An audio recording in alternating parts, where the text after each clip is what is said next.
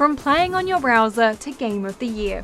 Let's take a look back at the evolution of the indie game. Indie games have been around since the dawn of video games. Before they were commercially successful, all games were indie. There were hobbyists and scientists who were building things for people to play, not to make money. Then we had the first consoles and home computers as video games went from friends sharing code with each other to kids excitedly opening them up on Christmas Day. Indie games have always been around, and we can make a whole separate video on their journey from the 1950s to the 90s. But our journey for the indie games we know and love today starts in the early noughties. Before we take you on this quest though, if you haven't already, make sure to subscribe to Logitech G so you're always on the forefront of gaming. So let's take a trip down memory lane to the year 2000. Come with me, Captain.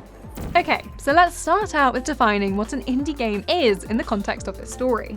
They typically have a small team and low budget. Something can be independently made, like No Man's Sky, but the budget was clearly a little bigger than something like Donut Country. You can also expect organic success rather than massive marketing budgets. These are games that, despite all the odds, are still fantastic and widely beloved. So how did we get to the likes of Valheim or Untitled Goose Game?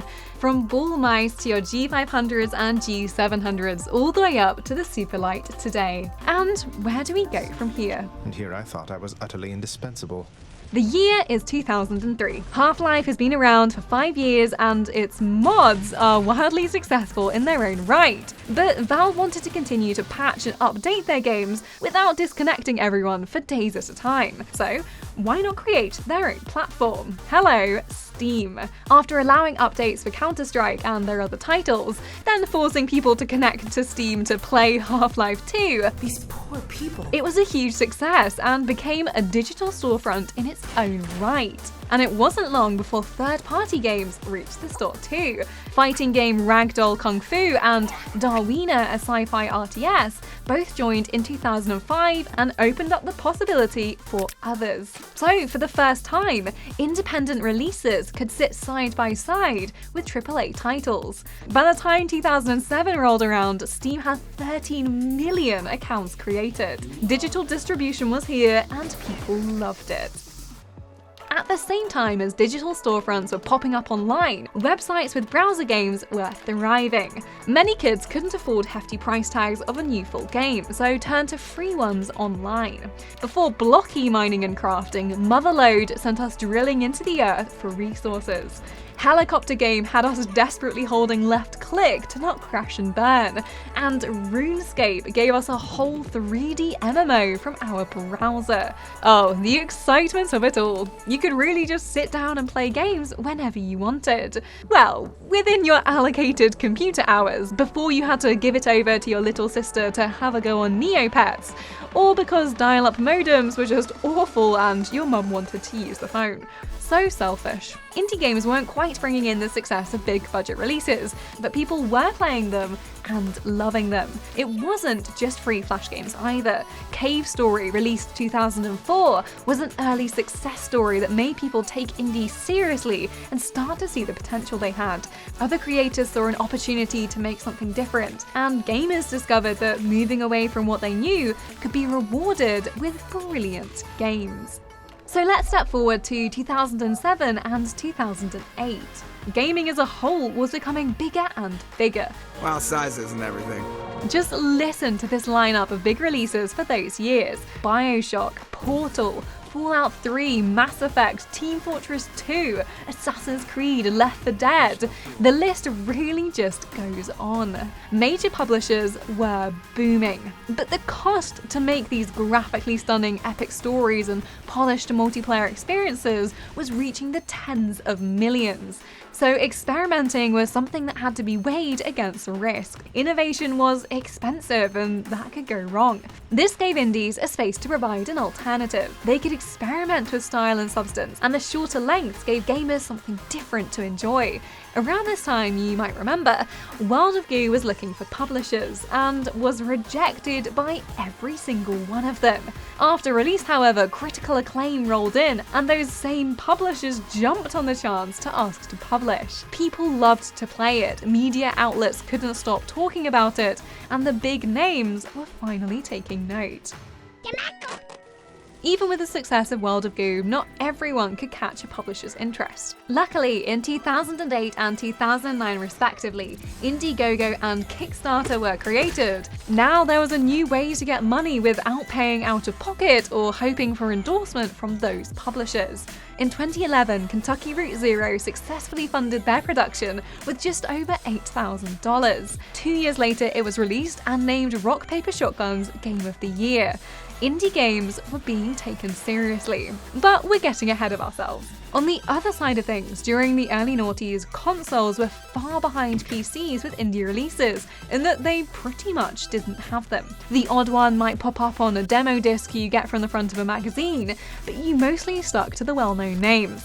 Enter digital storefronts, and suddenly developers didn't need to get their games in a physical store anymore.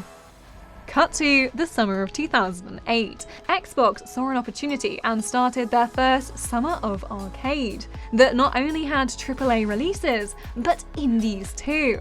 Suddenly, Braid was a game everyone was talking about, and Castle Crashers had people teaming up with friends. Indie games had to reach the mainstream. Following summers saw the release of other classics such as Super Meat Boy, Limbo, and Fez. By 2012 and 13, through Steam Greenlight and on consoles, indie devs could apply for programs to get their games in front of an audience. And thanks to so many brilliant indie titles, gamers were excitedly looking for the next one to play. During all of this, as indie games were making their way into the mainstream, a little-known one with a new aesthetic was released in 2009. Minecraft. Now one of the best-selling games of all time, indies gaining in popularity all seemed to happen at once.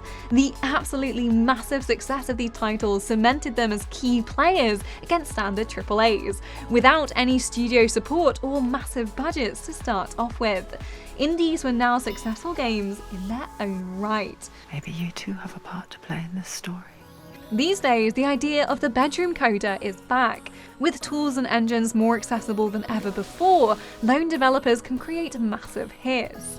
Undertale was built with Game Maker Studio, and besides some of the art, it was a solo project for Toby Fox. That kind of creative freedom allowed him to make something utterly bizarre and totally amazing. Similarly, Hyperlight Drifter's gorgeous pixel world and thrilling combat allowed creator Alex Preston to take what he loved about the worlds of The Legend of Zelda and Studio Ghibli to turn them into something incredibly personal.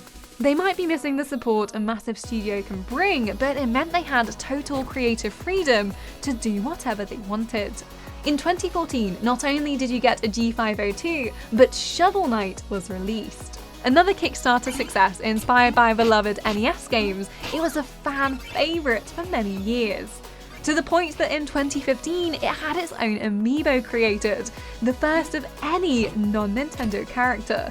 Here are all these massive franchises, and it's an indie game that gets the spot. Indies have been moving more and more into our collective favourites. Everyone will tell you to play Hollow Knight or Dead Cells or Celeste, and if you haven't, let us be one more voice saying you should. Humble Bundle, founded in 2010, and itch.io in 2013, were giving people places to discover these games. They were both successful because people wanted to find these indies. Humble Bundle drew you in with a game you've heard about, such as Bastion or The Binding of Isaac, and then introduced you to tons of other new ones. It was a time where indies finally had consistent recognition. People were excited to discover the next best thing.